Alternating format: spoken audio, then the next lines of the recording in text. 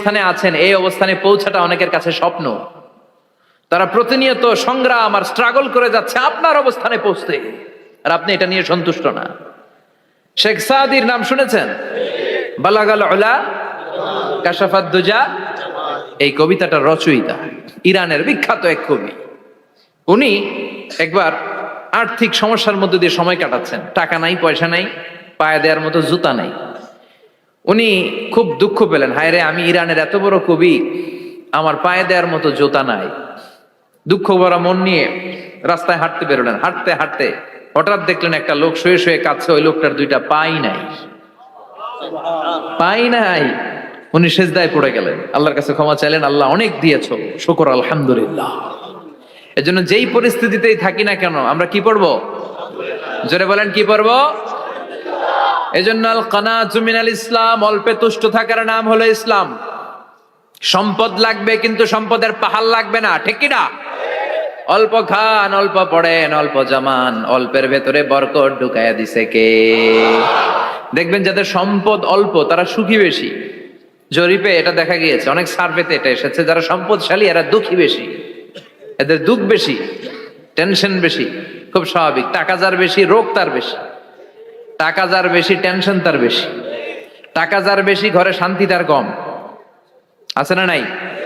ঘরের ভেতরে অশান্তি, ছেলে কথা শোনে না, ছেলে টানে গাঞ্জা, মেয়ে করে পরকিয়া। আছে না নাই? স্ত্রী কথা শোনে না, ভালোবাসা নাই, ঘরটা জাহান্নামের টুকরা। রোগ বালাই, এক একটা হসপিটাল বিল পরিশোধ করতে মাসে 5 লাখ 10 লাখ। আছে না নাই? কিছু খেতে পারে না, ডাক্তার একেবারে ডায়েট মেনু বেঁধে দিয়েছে। ডায়েট, ভেরি ডায়েট মেনু, এটা এটা এটা এটা কিছুই খাবেন না, শুধু গরু খাবেন না, খাসি খাবেন না, চিংড়ি খাবেন না, খালি ঘাস খাবেন। ইচ্ছে মতো ঘাস খাবেন, মানে ঘাস জাতীয় যত আইটেম আছে সব খাবেন। শাক খাবেন, সবজি খাবেন, সালাদ খাবেন। গরু, চিংড়ি, মুরগি, গোশত, ইলিশ কিছু খেতে পারে না। তাহলে রোগ বেশি, খাওয়ার মজা নাই, ঘরে সাংসারিক শান্তি নাই, খালি ব্যারাম আর ব্যারাম, ঠিক কিনা? কিন্তু সম্পদের পাহাড় ঘটেছে। আর অল্প যারা খায়, অল্প পড়ে, রিক্সাওয়ালা, কুলিওয়ালা, অল্প বেতনের চাকরি, কিন্তু হক হালালি মেনে চলে, দেখবেন শান্তি আছে অনেক। হ্যাঁ, বাসা ভাড়া দেয়, ফ্যামিলি চালায়, বাচ্চাদের স্কুল বিল, এরপরও মাস শেষে 1-2 হাজার টাকা হাতে থেকে যায়। আর ওর প্রতি মাসে 10 কোটি টাকা ইনকাম, তারপরও ব্যাংকের ঋণ আছে না নাই?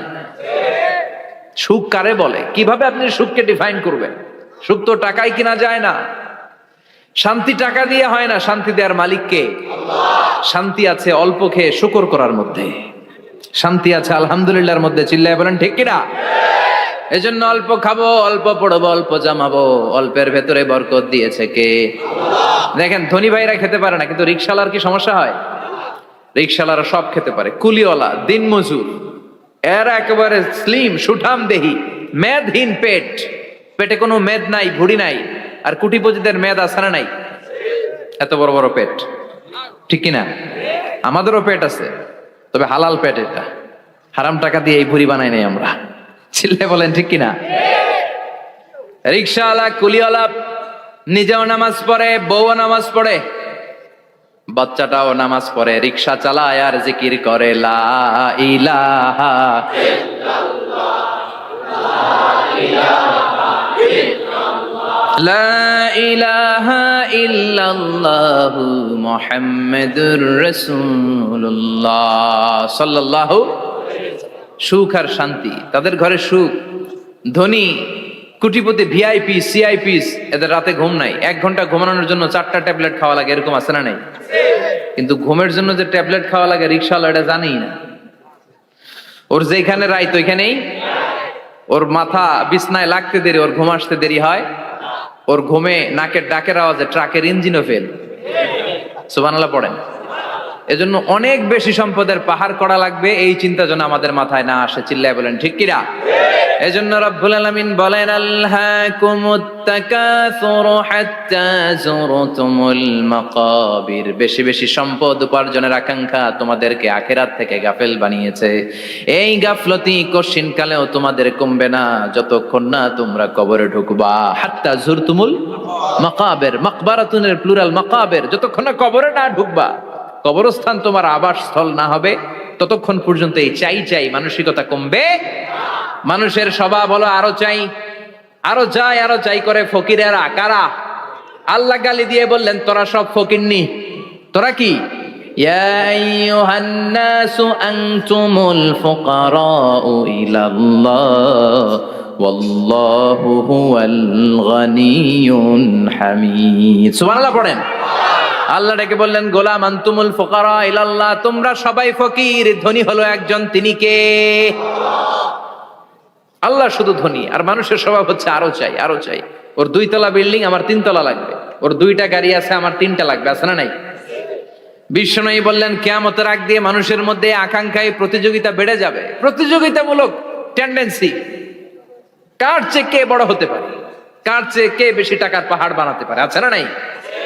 বিশ্বনবী বললেন ওয়ান তারাল হুফাতাল উরাতাল আলাতা রিয়া আশ-শাইয়াতা তাওয়ালুনা ফিল বুনিয়ান। কিয়ামতের আগে এমন কিছু লোক যাদের গায়ে দেওয়ার মতো জামা ছিল না, পায়ে দেওয়ার মতো জুতা ছিল না, পেটে দেওয়ার মতো খাবার ছিল না, সমাজের কেউ তাদেরকে চিনতো না। হঠাৎ করে এই লোকগুলো ধনী হয়ে যাবে। And they will start to construct, they will compete to construct high rises building in the cities. শহরে গ্রামে এরা বড় বড় বিল্ডিং বানানো শুরু করবে। সরকার কাছাকাছি চলে আসছে। এই যে বিল্ডিং বানানোর প্রতিযোগিতা, কুমিল্লা শহরে আজ থেকে 20-25 বছর আগে 5 তলা 6 তলা একটা বিল্ডিং ছিল না, এখন 10 তলা 20 তলা। আছে না নাই? ঢাকায় আজ থেকে 20 বছর আগে 10 তলা বিল্ডিং খুঁজে পাইতেন আপনি? নাই। গোটা বিশ্বব্যাপী এখন টাওয়ার বানানোর প্রতিযোগিতা। বিশ্বনবী বললেন এদের কোনো টাকা ছিল না। পৃথিবীর সবচেয়ে বড় টাওয়ার এখন আরব দেশে, এদের কোনো টাকা ছিল না। আরব দেশের সৌদি আরব, কাতার, কুয়েত, বাহরাইন এখন স্বর্ণ আর তেলের খনি পেয়ে আল্লাহরে ভুলে যায়। এদের খাওয়ার মতো কিছু ছিল না। এদেরকে আমার দাদারে শুনতাম বলতো কাবলিওয়ালা বলতো। কি বলতো? এদেশে আসতো জায়নামাজ, তসবি ছড়া, খেজুর টেজুর বিক্রি করার জন্য। এরা জেলে পাড়ার লোক ছিল। আরব সাগরের তীরবর্তী এলাকার মানুষ, সাগরের মাছ মেরে এরা জীবন ধারণ করতো। আল্লাহ এদেরকে তেলের খনি দিলেন, গ্যাসের খনি দিলেন, এখন তারা বড় বড় টাওয়ার বানায়। আছে না নাই? বুর্জ আল খলিফা, কি উঁচা বিল্ডিং, 828 মিটার উঁচু। জেদ্দা আছে 1000 মিটার উঁচু কিংডম টাওয়ার। তাইওয়ানে আছে তাইপেডাং টাওয়ার 101 তলা। মালয়েশিয়া আছে পেট্রোনাস টুইন টাওয়ার 88 তলা। চায়নাতে আছে সাংহাই টাওয়ার, একটার পর একটা টাওয়ার। প্রতি বছর অ্যানাউন্স করতেছে যে ওদেরটা আছে আমাদেরটা বড় বানাবো।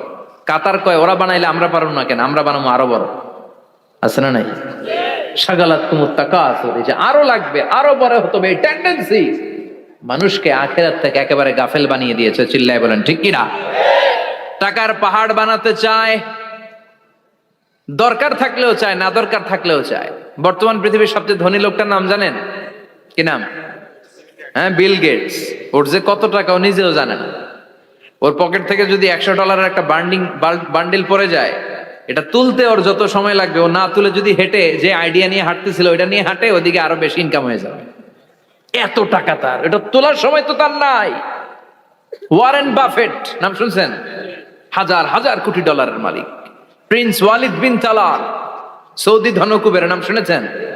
ওর একটা বিমান আছে, প্রাইভেট জেট প্লেন। এই বিমানটার 70% মেড অফ গোল্ড। বিমানের 70% স্বর্ণ দিয়ে বানানো। গত কয়েক বছর আগে আমি ব্রুনাই গিয়েছিলাম। ব্রুনাইয়ের সুলতানের নাম হাসান আল বালখিয়া। উনি একটা প্যালেস আরবিতে বলে কাসার, মানে হচ্ছে রাজপ্রাসাদ। পৃথিবীর সবচাইতে বড় রাজপ্রাসাদ ব্রুনাইতে বান্দার সিরি বেগাওয়ানে অবস্থিত। আমি গিয়েছি ওখানে। প্রায় 1800 থেকে 2000 কক্ষ আছে ওই প্যালেসে, রাজপ্রাসাদে। ওই রাজপ্রাসাদের টয়লেটের কমোড গুলো মেড অফ গোল্ড, স্বর্ণ দিয়ে বানানো। নাউজুবিল্লাহ পড়বেন না? এই হাসান আল বালখিয়া নিজে বিমান চালায়। ওর সংগ্রহে 500টা রোলস রয়েস লাক্সারিয়াস কার আছে। 500 রোলস রয়েস। গুগল ইউটিউব যারা করেন সার্চ দিয়ে দেখবেন ওর কি পরিমাণে গাড়ি। রোলস রয়েস গাড়ি হচ্ছে one of the luxurious car in the world. Car ব্র্যান্ডের মধ্যে যত দামি কার ব্র্যান্ড আছে এর মধ্যে রোলস রয়েস একটা, যেগুলোর দাম কমসে কম এদেশের টাকায় 8 কোটি থেকে 10 কোটি টাকা।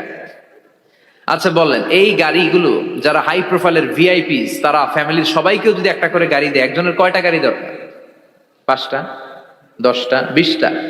ধরলাম যে 20টা গাড়ি লাগবে ওনার। 500 গাড়ি দিয়ে উনি কি করবে? তার সংগ্রহে 500টা রোলস রয়েস। স্বর্ণেরও গাড়ি আছে, তার স্বর্ণের পালঙ্ক আছে, আমি দেখে এসেছি।